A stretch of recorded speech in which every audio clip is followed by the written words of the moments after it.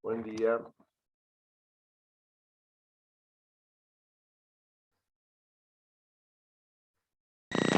Buen día, profe. Buen día, profe. Buen día, buen día. Bueno, faltan 3. Profe, Maitena y Valentina están rindiendo un parcial de economía De y economía. Renata, sí, y Ajá. Renata me dijo que tenía médico. ¿Y por qué todo eso no me lo dicen a mí, te lo dicen a vos? No sé. ¿Por qué no lo ponen en el grupo? Está bien. Sos la delegada gremial.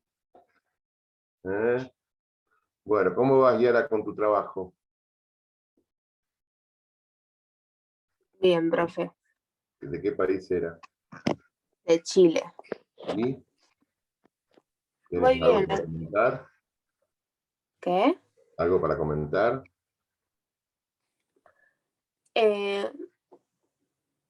No, o sea, creo que lo que más me llamó la atención es las distintas formas de reformar la constitución de un país y del otro, que es una de las cosas en las que más me centré en el trabajo, ya que Brasil tiene un capítulo entero de la constitución destinado solo a la reforma de la constitución. ¿Brasil o Chile? Chile. Chile, perdón, sí, estaba pensando Sí, eso. tiene un sistema novedoso. Ahora lo están reformando, ¿no? También sí, la están reformando ahora. Bueno, bien. ¿Y vos, Máximo, cómo vas con el trabajo? Bien, ya ahí, hola. Bien, ahí encarando, digamos, la última etapa. Me estoy ahora abocando más a poder legislativo, país ejecutivo y algunas cuestiones por fuera de los poderes. Justamente quería hacer una pregunta, porque bueno, Dale. la Constitución paraguaya, me tocó Paraguay, obviamente, tiene un montón de artículos más que la nuestra y los desarrolla más puntualmente cada cuestión, como por ejemplo los derechos civiles, sociales, los políticos, ¿no? Es más específica. Yo justamente quería hacer una pregunta. ¿Derechos económicos y reforma agraria es un derecho social o es un derecho civil? Bueno, según el contexto, para mí es un derecho social, digamos, nosotros lo podríamos, de acuerdo a nuestra idiosincrasia, lo podríamos tener como un derecho social. No sé en otros países cómo lo pueden calificar, pero la reforma agraria es cambiar el concepto de la redistribución de la tierra, pero se trabaja desde el ámbito de lo civil, digamos, desde el ámbito de lo discursivo, de lo político, puede ser un discurso social. Pero, por ejemplo, cuando Vélez sanciona el Código Civil, digamos, en las leyes civiles, en los capítulos de sucesiones, está, digamos, hay política, digamos, eso es determinar sistemas de partición, de herencia. Bueno, se muere uno que tiene 2 autitos, es una cosa, se muere uno que tiene 2000 hectáreas, es otra cosa. Entonces, a partir de la legislación civil, se pueden insertar políticas de redistribución de tierras. Cuando Vélez idea su código civil, él tenía en la cabeza el principio del mayorazgo, o sea que solamente heredaba al padre el hijo mayor, que era típico en España, gran parte de los países europeos. El único heredero era el hijo mayor, ni siquiera la hija, el hijo, varón. Por eso los padres que Y dentro tenían del hijos, matrimonio, ¿no, profe? Y dentro del matrimonio únicamente. ni hablar. No, lo otro era herejía, no, ni hablar, ¿no? Por supuesto, por supuesto que había hijos ilegítimos, pero eso no tenían ninguna chance. Por eso las familias que llegaban a la adultez con muchos hijos y que se reproduce mucho en los primeros años de la Argentina, en la Argentina aristocrática, de alguna manera, llamarla así, era que el hijo mayor era el que seguía los pasos del padre, el segundo era militar y el tercero era cura. Siempre en las familias acomodadas había un cura. ¿Pero por qué había un cura? ¿Y por qué había un militar? Porque no eran los mayores. Era el segundón, el tercerón. Por eso es muy habitual todavía encontrar nombres en la Argentina de varones que se llaman Segundo Gómez, Segundo Pérez, o sea, el nombre Segundo existe. Y en la Argentina se reproduce como una cuestión cultural, ¿no? El primero sigue los pasos del padre, y bueno, y después siempre hay un cura y un militar, o por lo menos había en aquellas familias patricias tradicionales, que hoy ya no existen tanto. Pero bueno, Vélez estableció el principio del mayorazgo, y fue muy controvertido, y después modifica y entra la igualdad en los procesos sucesorios. Entonces, y ahí hay una política de redistribución. A través de la legislación civil, en el régimen de las sucesiones, un gobierno puede imponer una política de partición y división de grandes extensiones de tierra. Así que cuando me preguntás reforma agraria, bueno, es un concepto político. La reforma agraria siempre fue una bandera política. Siempre lleva adelante por los que no tienen campo, porque los que no tienen campo quieren quedarse con el campo de los demás. Eso pasa acá y en todo el mundo. Pero digamos, la reforma agraria tiene que ir de la mano con la determinación de lo que es una unidad productiva. Y se da no sé cómo es en Paraguay, pero se da Paraguay tiene una economía agropecuaria muy parecida a la nuestra, tiene ganadería, tiene trigo, tiene soja, etc. Tiene menor extensión, pero la verdad es que no sé cómo la ponen ellos, lo vas a tener que explicar vos, y dentro de los derechos sociales. También hay muchas constituciones que ponen como derechos sociales el acceso a la tierra. Bueno, está bien, eso hay que analizarlo siempre en el contexto de la historia política de cada país, porque está bueno el acceso a la tierra, pero, por ejemplo, no es lo mismo el acceso a la tierra si vive en la provincia de Buenos Aires que el acceso a la tierra si vive en Santiago del Estero. En la provincia de Buenos Aires, creo que con 20 o 30 hectáreas conformás una unidad productiva, y en Santiago del Estero o en el sur del Chaco necesitas 2.000 o 3.000 hectáreas para generar el mismo proceso productivo, ¿no? Por las condiciones climáticas, etc. Entonces, bueno, te dejo un montón de inquietudes, no te puedo responder. La pregunta la vas a tener que responder vos, pero yo me inclino más que las cuestiones de reforma agraria, que tiene más título que contenido, hacerlo a través de una legislación civil, modificar las condiciones de acceso, permanencia y trabajo, que a través de una revolución así política donde el proletariado se queda con las tierras de la oligarquía, que eso es muy romántico para hace 2 siglos. Bueno, también justamente esa sección, desarrolla otros títulos, objetivos de la reforma agraria, de las bases de la reforma agraria y el desarrollo rural, de los latifundios improductivos, ¿no? Es muy puntual. Así que bueno, ahí más o menos da la tendencia, me parece, de lo que dice. Sí, el concepto de latifundio improductivo es un concepto de la década del 60, del siglo pasado. Está bien, pero a mí me seducían cuando tenía 20, 25 años. Hasta que me compré el primer auto. Después que me compré el primer auto, dije, pero esto me lo compro con mi esfuerzo, no me lo regaló nadie. Entonces ya empiezo a analizar un poco más las cosas. Latifundio improductivo, sí, yo seguramente siendo estudiante de Derecho debo haber dicho en algún discurso estar en contra de los latifundios improductivos. Pero hoy, desde mi profesión, desde mi visión, desde el paso del tiempo, yo creo que los grandes terrenos no productivos se regula cobrándole más impuestos, no expropiando. Hoy los lotes baldíos, en la legislación en Arba, provincia de Buenos Aires, el lote baldío proporcionalmente paga más impuestos que el lote edificado. Pero eso no es un ataque a los latifundios improductivos, sino que es un incentivo a la construcción de vivienda. Entonces vos con una vivienda en un lote vas a pagar menos ARBA, inclusive la podés habitar o la podés alquilar. Entonces lo que no se...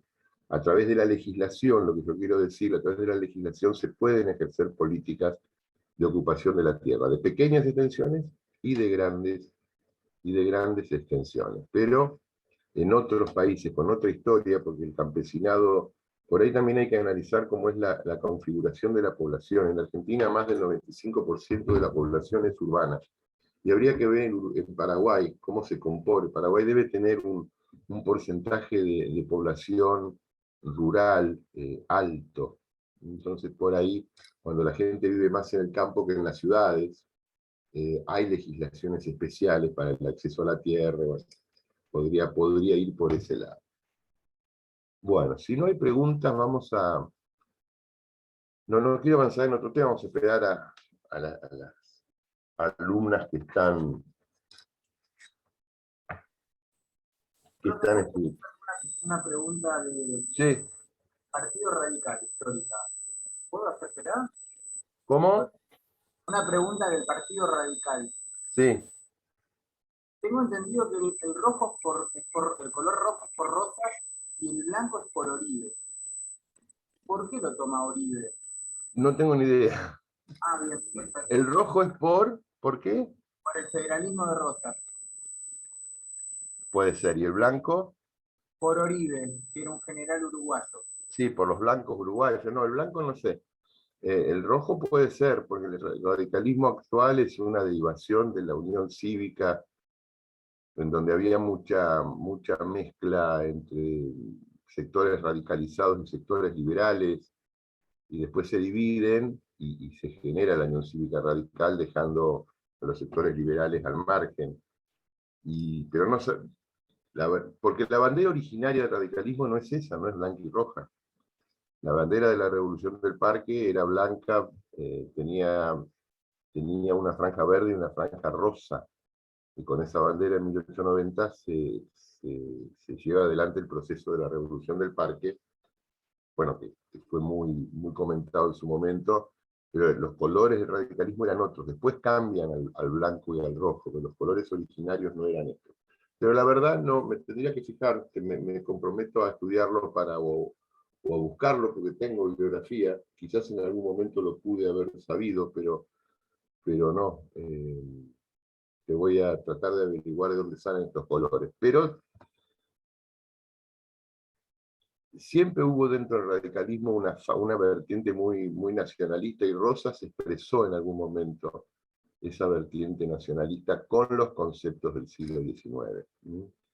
No con la mirada que podemos tener hoy, porque Rosas era un violento, era un salvaje, pero tenía los mismos métodos que tenían otros, porque todos eran nazis. O sea, Urquiza no era muy diferente de lo que era Rosas, entonces no podemos mirar o apreciar la historia con los condicionamientos culturales que tenemos hoy, sino apreciar la historia, tratar de ubicarnos en el contexto. Pero Rosas era una persona bastante intolerante y violenta.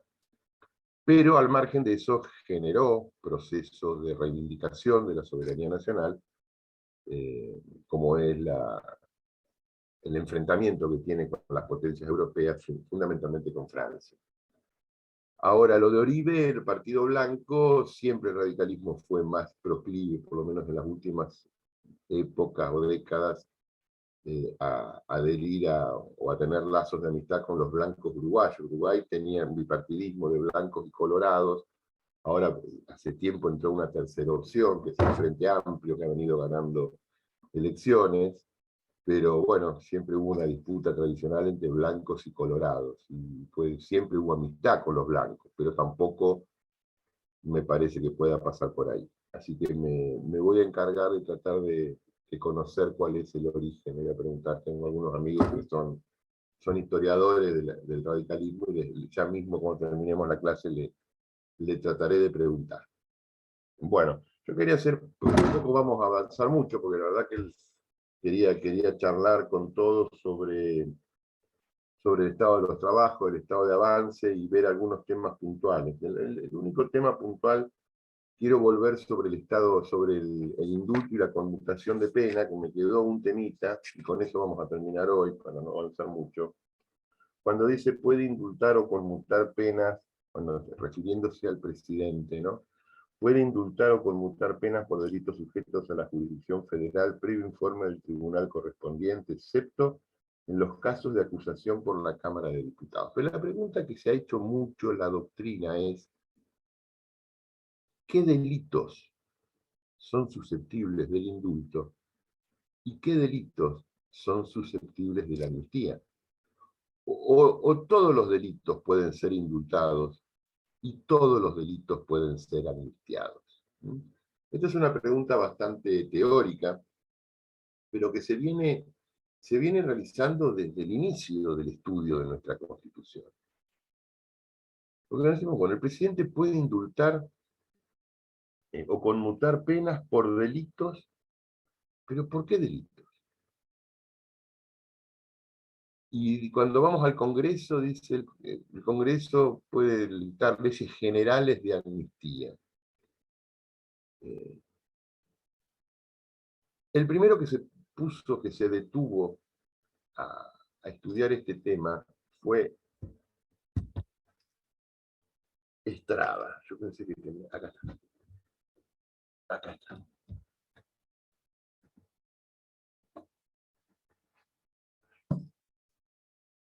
Perdón, Joaquín B. González. Joaquín B. González.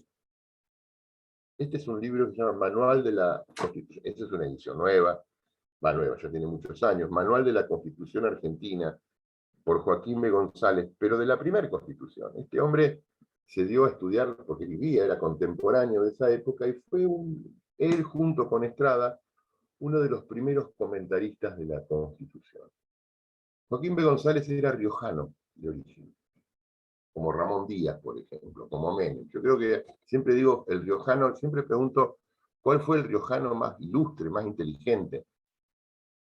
Me dicen cualquier cosa, no, Joaquín B. González. Fue el primer rector de la Universidad Nacional de La Plata. Si algún día van a La Plata, cuando vayan por la avenida 7 y cuando lleguen a la entrada al rectorado, van a ver una estatua de un señor sentado en una silla custodiando la entrada al rectorado de la Universidad de La Plata. Ese señor es Joaquín B. González. Yo digo, el riojano más famoso y más inteligente que dio La Rioja. Y él se planteó este tema, analizando qué delitos podían ser indultados y qué delitos podían ser amnistiados. Él llegó a la conclusión que los delitos políticos eran susceptibles de la amnistía y los delitos comunes eran susceptibles del indulto.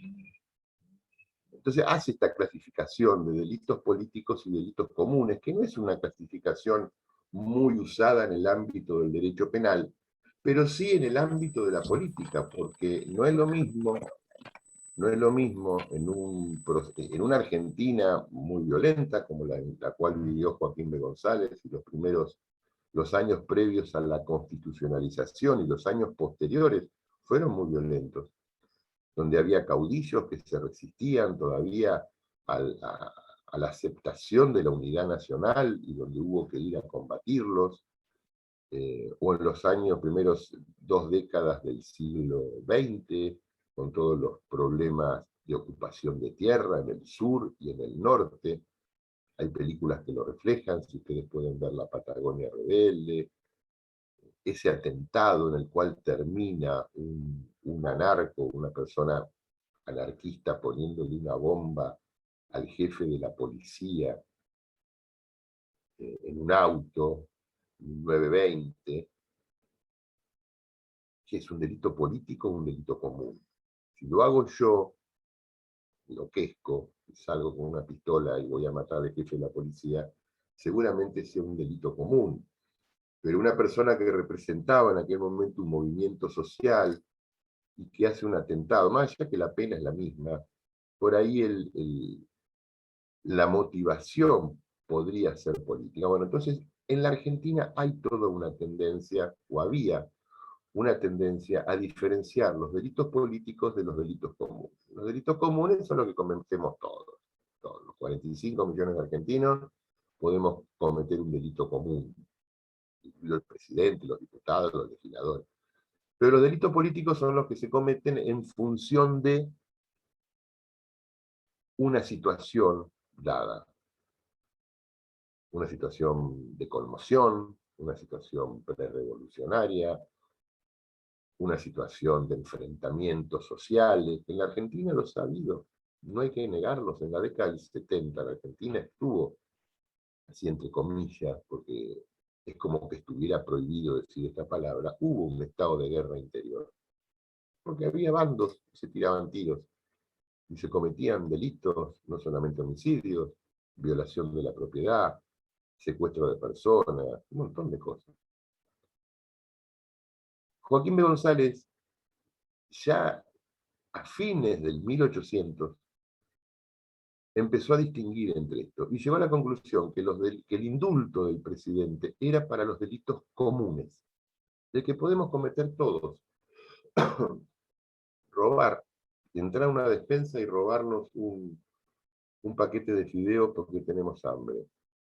O entrar a un banco y robarme 3 millones de dólares. Es tan delito uno como el otro. Los delitos, más allá que sean aberrantes, que no nos guste, o el homicidio, son delitos comunes, porque lo realiza la gente.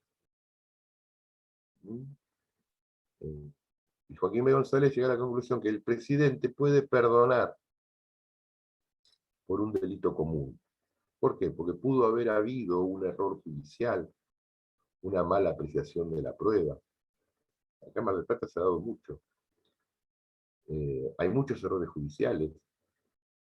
Hay mucha gente que puede estar presa por error, o porque no se diligenció toda la prueba, o porque no había mecanismos tecnológicos para poder analizarla en ese momento, o porque se confundió la muestra de ADN y lo que estaba en un frasquito se puso en el otro, y le cambiaron la etiqueta. O sea, hay errores judiciales y que pueden ser subsanados mediante el indulto.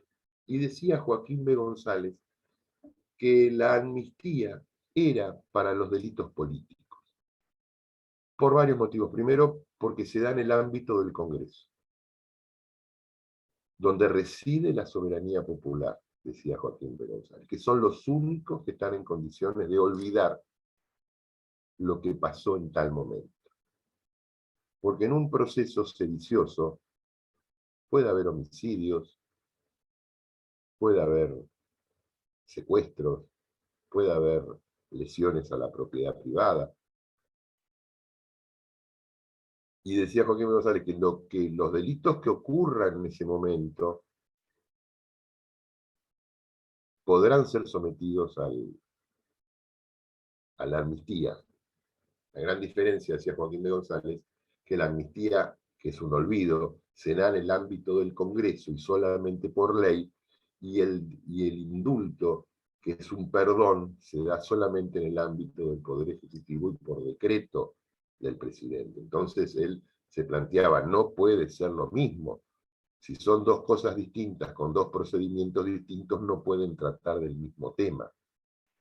Y a partir de ahí comienza lo que yo denomino la correcta doctrina, que transita todo el siglo XVIII, todo el siglo XIX, y que se interrumpe a mediados del siglo XX, cambia, porque la última gran amnistía, que se da en 1973, por ley del Congreso, se abren las puertas de las cárceles de todo el país y salen 5.000 presos más o menos, pero salen algunos que estaban siendo procesados o ya sentenciados por delitos que podían tener alguna motivación política y salen presos comunes. O sea que la amnistía fue general, porque aparte así lo dice la Constitución, el Congreso concede amnistía general. Pero bueno, esa podría ser una discusión que podría venirse. Si en la Argentina se dice que el año que viene puede haber un proceso de indulto o de amnistía, sería bueno que empecemos a discutir qué delitos, o por dónde pasa, ¿no? Si son delitos comunes, de delincuentes comunes, o son delitos políticos. Yo no creo, por ejemplo, la corrupción. ¿Qué les parece a ustedes el delito de corrupción? ¿Es un delito común o un delito político?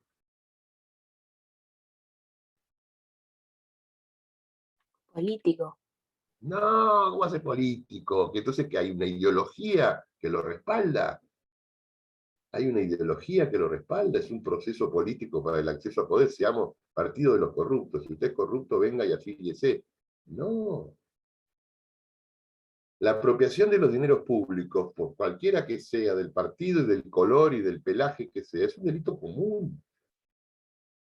Es un delito común.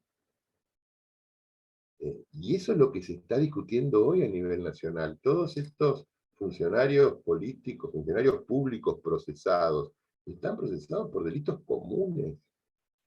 Vudú estuvo preso por un delito común. Yo creo que en la Argentina que no hay delitos que puedan ser calificados como políticos, como esto que yo estaba hablando, de, más o menos de la década del 80, que en alguna intentona golpista de los 80, que fracasaron todos, pudo haberse cometido. O por ahí en la Argentina de los 70, con mucha delicadeza estudiarlo el tema, puede haber habido un sector de los grupos violentos que pudiera tener una concepción política.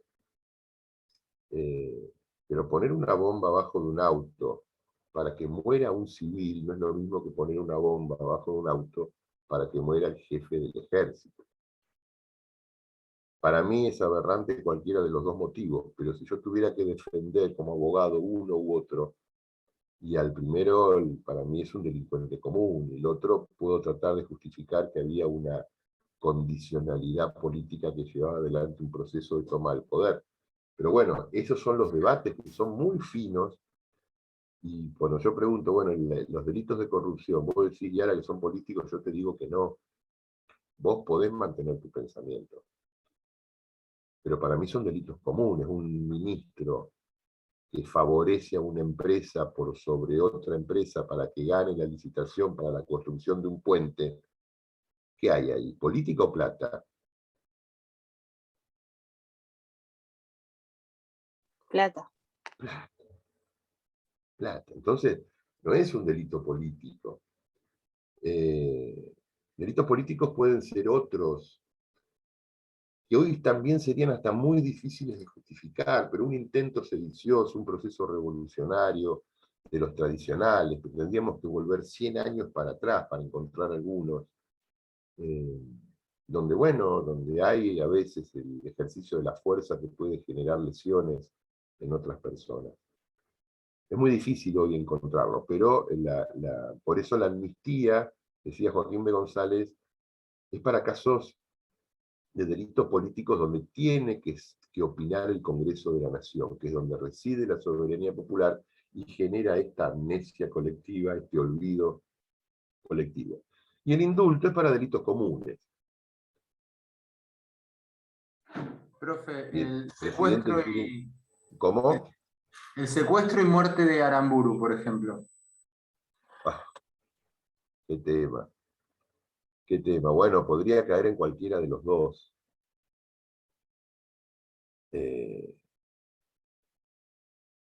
Para mí es un delito común.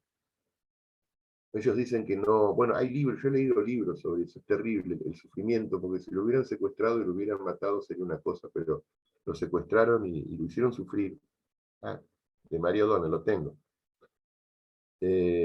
Para mí es un delito común, pero bueno, en ese momento, yo he analizado hoy, en ese momento, Aramburu era un personaje que podía haber sido presidente de la Argentina, con un pasado también de historia política, con una concepción antiperonista muy importante, en un país violento, y bueno, lo agarran a él, que todavía muchos de los que lo cuidaban deben estar pensando cómo se hacen para secuestrar a un personaje de esa característica.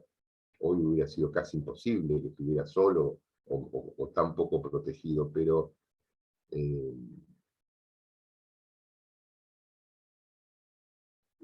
lo cierto es que muchos de esos personajes fueron indultados en los decretos, en los indultos generales de Menem del 92, pues cuando Menem indulta, pasa que los argentinos tenemos una memoria corta y no nos gusta leer. Los indultos del 92 de Menem no es solamente a los militares genocidas. Menem indulta a muchas personas que habían, ex montoneros, muchos de ellos hoy en el gobierno, fueron indultados. Entonces indulta a militares genocidas, que para mí no habría que haberlos indultado, para mí no habría que haber indultado a nadie. Y también muchos personas que no eran militares, pero que habían tenido las armas y enfrentado muchos de ellos ex montoneros y otros del Ejército Revolucionario del Pueblo. Digamos, fue muy grave, muchos de ellos que habían estado en la tablada, en el copamiento de la tablada, en el MTP, Movimiento Todos por la Patria, había de todo ahí. El indulto fue mucho más amplio de lo que se comenta. Nos quedamos con la foto del indulto a las juntas, pero donde ampliamos, como en el WhatsApp, ¿no? Donde ampliamos un poquito más la foto, vemos que atrás hay muchos que no eran militares, fue un indulto muy general. Pero volviendo a tu pregunta, es un tema de debate, no sé, podríamos tener las dos posiciones, podríamos, porque en ese momento pasa que, y ustedes como futuros abogados, reconocer algunas cosas no se puede, o sí. Si reconocemos que fue un delito político, reconocemos un estado de guerra interior, y si reconocemos un estado de guerra interior, cosa que todavía está en duda, porque fíjense que los caídos, los muertos en este proceso violento de la Argentina, solamente los muertos, que es un tema que se viene, solamente los muertos de un lado han cobrado indemnizaciones. Pero los muertos del otro lado no han cobrado nada. Como decía Iar, es un problema de plata. Lo que se va a discutir en la Argentina de los próximos años, más allá de la reivindicación a los muertos del otro lado, es un problema de plata. No quiero hablar mucho más de esto, tengo casos personales donde les puedo asegurar que 30, 40 años después ya no hay cuestiones sentimentales, lamentablemente de por medio. Pero muchos de los que secuestraron a Aramburu, vos que lo estás leyendo ahora, Máximo, ¿están vivos o están muertos? No, la gran mayoría están muertos. La gran mayoría están muertos. Y sus parientes han cobrado indemnizaciones por la acción represiva del Estado. Pero los parientes de Aramburu, ¿han cobrado alguna indemnización por la acción represiva de estas personas? No. Entonces, todavía, yo creo que esa es la única grieta que hay hoy en la Argentina, no es la que nos quieren vender con los diarios. La grieta es otra, es moral, de alguna manera. Pero seguramente van a defender que el secuestro y muerte de Aramburu es un delito político. Calificarlo así sería calificar que hubo una situación que podía meritar, por la desigualdad de fuerzas, que los más débiles generaran este tipo de hechos para tratar de vencer a los más fuertes, porque los más fuertes no necesitaban secuestrar a los montoneros, los apresaban, los mandaban a una cárcel y listo. Y sin embargo, ninguna de las dos partes lo hizo correctamente. Ninguna de las dos partes lo hizo correctamente, y ese es un gran problema. Pero bueno, algunos pueden pensar que este tema que vos planteás sea un delito político. Yo puedo pensar que es un delito común. Fíjate, Aramburu tenía, es un caso muy particular, pero lo de los Bungibor, cuando el secuestro de los Born, 40 millones de dólares que se fueron a Cuba. Se pagó el rescate en dólares y se depositó en otro país, lo liberan al secuestrado, y todavía hoy se está discutiendo dónde está esa plata o en qué se gastó esa plata, porque no compraron tanques y aviones con esa plata, se la quedaron y muchos se hicieron millonarios. Y hay libros que así lo reflejan. Entonces, no todo secuestro puede tener un contenido político. Como dice Yara, es plata. Detrás de un fin romántico puede esconderse una cuestión personal de enriquecimiento. En Aramburu no hubo plata, en Aramburu hubo política porque era un personaje, fue otra cosa lo de Aramburu. Pero bueno, no vamos a tener la respuesta. Ahora, si esa gente hubiera sido apresada, como muchos de ellos fueron apresados, y vos decís, bueno, ¿y cuál es la solución? Si hubiera que tomar una solución, y en ese caso yo me hubiera tirado más por el tema de la amnistía que por el indulto. Y entonces, siguiendo la doctrina de Joaquín B. González, bueno, si hay amnistía es porque es una cosa distinta, porque si yo genero la posibilidad de que el pueblo olvide en función de un objetivo superior, que es la paz nacional, podría de alguna manera justificar las cosas. Pero siempre es una línea muy finita que te tira de un lado y del otro.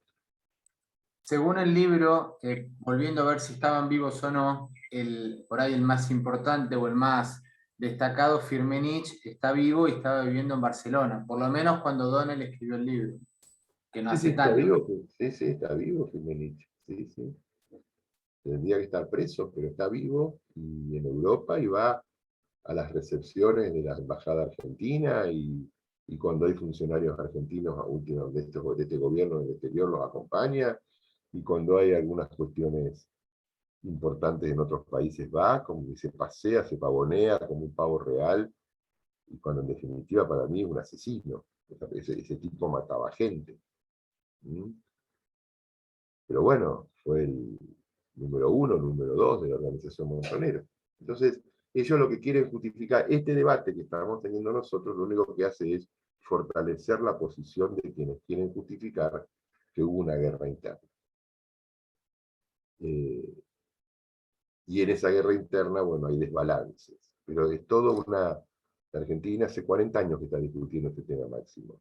Por ahí ya perdió trascendencia en la tapa de los diarios, pero mi generación todavía lo sigue discutiendo. Y me parece muy bien que ustedes tengan acceso a esta información y lo puedan discutir. Bueno, vamos a dejar acá. No vamos a, yo quería hablar de este tema de los delitos para generar este debate, que hubiera sido lindo generarlo con todos los demás. Porque pueden venir indultos o conmutaciones de pena en la Argentina. Puede ocurrir. Profe, ¿le puedo hacer otra pregunta? Sí. Sí, aprovechando que hoy, bueno, somos pocos y por ahí saliendo un poco de este tema, pero usted es una palabra autorizada para la pregunta que voy a hacer. ¿Quién fue el mejor intendente de Mar del Plata para usted en la historia? De la historia reciente, Yo le pregunto, el mejor intendente de Mar del Plata para usted, que obviamente ha tenido tanto recorrido, ¿quién fue? qué difícil, no sé. Tengo dos candidatos en la punta de la lengua. Para mí, pasa que son contextos distintos. Nunca se repitieron las mismas condiciones de gobernabilidad en cada uno de ellos, pero ha habido buenos intendentes. Yo creo que Katz fue un buen intendente, Aprile fue un muy buen intendente, Roy fue un muy, muy, muy buen intendente, pero fueron contextos distintos. No es lo mismo ser intendente sin inflación que con inflación. Vos fíjate que Aprile, los primeros 4 años de Aprile, fue intendente sin inflación. Es una cosa rarísima en la Argentina. Roy terminó siendo intendente con una inflación de 400% anual. Circunstancias políticas de conmoción, de estabilidad, de crecimiento, de desocupación. No se puede calificar porque no son botellas de Coca-Cola que son todas iguales y yo compro una Coca, una Pepsi o una Fanta. No, yo creo que para mí esos tres, ¿no? Pero cada uno de ellos en su momento tuvo circunstancias distintas. Yo te puedo asegurar que del 95 al 98, sin inflación, se vivía de otra manera. La irrealidad del 1 a 1, bueno, pero se vivía de otra manera. Desde el punto de vista del Estado se podía planificar, no había aumento de impuestos, era otra cosa. Del 2003 al 2007, en la época de Katz, hubo momentos buenos de crecimiento económico del país. El país crecía y Mar del Plata crece, porque Mar del Plata tiene la particularidad, junto a Rosario, que lo he dicho, de ser grandes ciudades que no son capitales de provincia. Entonces acá no hay mucho peso del empleo público. Acá hay mucho peso del empleo privado. Cuando el país crece, Mar del Plata despega. Pero cuando el país cae, Mar del Plata y Rosario son las primeras ciudades que caen. Porque la participación del empleado público en la masa laboral es muy pequeña. No es lo mismo otras ciudades, por ejemplo Dolores, donde el que no trabaja en tribunales trabaja en la cárcel, el que no trabaja en la cárcel trabaja en la municipalidad, pero el 80% de los que trabajan son empleados públicos, que todos los 29 de cada mes cobran. Entonces no importa si el país crece o no crece. Pero en Mar del Plata, si la industria pesquera es buena y se desarrolla y se exporta como está ocurriendo, si la temporada es buena, si lo textil anda bien, si el cordón frutihortícola anda bien, bueno, Mar del Plata levanta. Pero cuando el país cae, Mar del Plata es de las primeras ciudades que cae. Entonces, bueno, en 2003, 2007 el país venía muy bien. La soja más de 500. 1.000 millones de dólares de exportación de pescado del puerto de Mar del Plata. 2008, que ya vino otro intendente, crisis terrible. Mar del Plata casi se ahoga financieramente y laboralmente. O sea, no sé, yo no yo participé en los 3 gobiernos.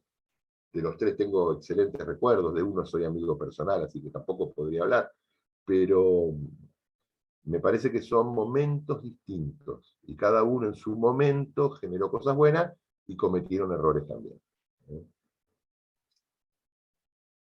Bueno, que no te escuchen. Bueno, hay 2 fallecidos y uno vivo, que no te escuche el vivo de todo esto. No, me pareció muy buena la devolución y es una manera siempre de comprender qué es lo que sucede y cómo también tomar las cosas, ¿no? Pero bueno, usted justamente ha tenido trayectoria y, y es una palabra autorizada para hablar del tema, por eso le preguntaba.